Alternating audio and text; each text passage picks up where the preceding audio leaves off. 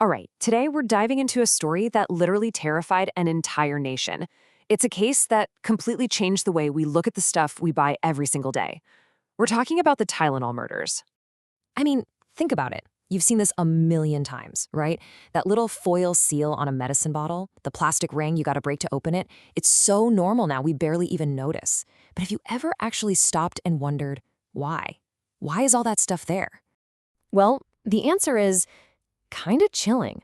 That little piece of plastic, that bit of foil, it's all because of a crime that, to this day, has never been solved. It's a dark legacy of poison that forced us to create this shield of protection we now take for granted. So let's start at the beginning. We're gonna look at how one of the most trusted brands in America was turned seemingly overnight into a weapon for a random, terrifying killer.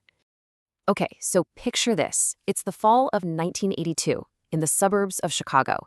And this whole thing doesn't start with some big dramatic events. No, it starts with something so incredibly normal, something you or I might do without a second thought.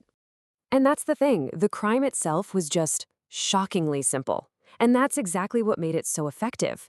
And honestly, so horrifying. It all started with things we've all felt. A sore throat, maybe a nagging headache after a really long day at work. Just that kind of thing to want gone right now. So what did they do? Exactly what millions of us would do. They went to the medicine cabinet, reached for that trusted name, and they took a Tylenol. And that one simple act, that moment of just trusting a product to do its job, it was the last thing they ever did. The medicine they hoped would bring relief, instead brought death. Swiftly and with absolutely no warning. The method was just bone-chillingly simple. Some unknown person, a total phantom, just walked into a few different stores, grabbed bottles of Tylenol right off the shelf, laced the capsules with potassium cyanide, and then just put them right back for anyone to buy. They turned medicine into a literal death trap. And we have to remember, these weren't just numbers. Mary Kellerman, she was only 12 years old. And then there's this unbelievably tragic story of the Janus family. Adam Janus died. And then his brother Stanley and his wife Teresa, while they were grieving him, they took Tylenol from the very same bottle. And they died too.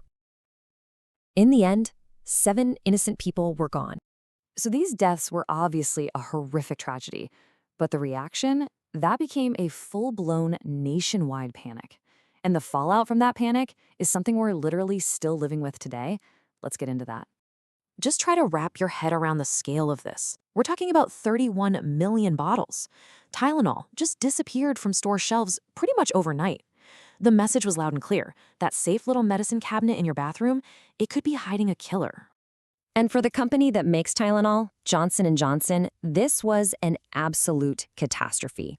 The financial hit was staggering, $100 million. And you gotta remember, this was back in '82. That's like over $300 million in today's money. I mean, it was a corporate nightmare like nothing they'd ever seen. Remember that question I asked at the beginning? Well, here's the answer, plain and simple. Before 1982, opening a bottle of pills was just twisting a cap. That's it. After 1982, the whole industry had to change, and fast. This is the direct result. This is why we have tamper-proof packaging. The glued boxes, the foil seals, all of it. Every single layer of protection was born from this one horrific event. And the changes didn't stop at the store. The government had to get involved. Believe it or not, before this happened, messing with a product on a shelf wasn't even a specific federal crime. So in the aftermath, they passed a new law, which everyone started calling the Tylenol bill, that made product tampering a major federal offense. So the big question, right? Who did this? Well, the investigation did eventually narrow in on one guy. Let's talk about the prime suspect. Right when the panic was at its absolute peak, Johnson & Johnson gets this letter, and it demands $1 million to make the killing stop. It was basically a claim of responsibility, and it came from a man named James W. Lewis. But here's where the case gets really frustrating. The police could prove that Lewis sent the letter, no doubt about it. So they got him for extortion, and he ended up serving 13 years in prison for that. But, and this is a huge but, they could never prove he was actually in Chicago when the poisonings happened. So they couldn't charge him with the murders. And he maintained his innocence right up until he died in 2023. And that really brings us to the most haunting part of this whole story. The simple fact that for more than 40 years, This case has been a total, complete mystery. You'd think, with all our modern tech, we could crack this, right?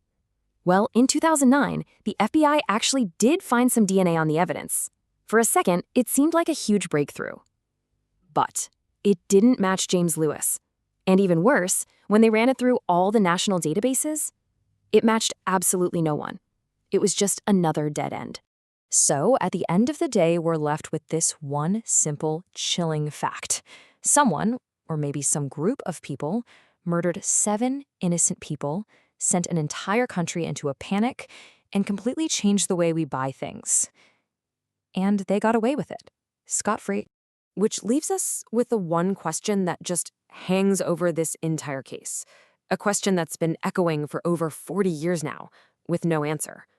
How does this happen? How does a killer commit a crime this public, this devastating, and just vanish? Just walk away and disappear back into the shadows forever? It's a mystery that really makes you think about how fragile that little seal of trust really is.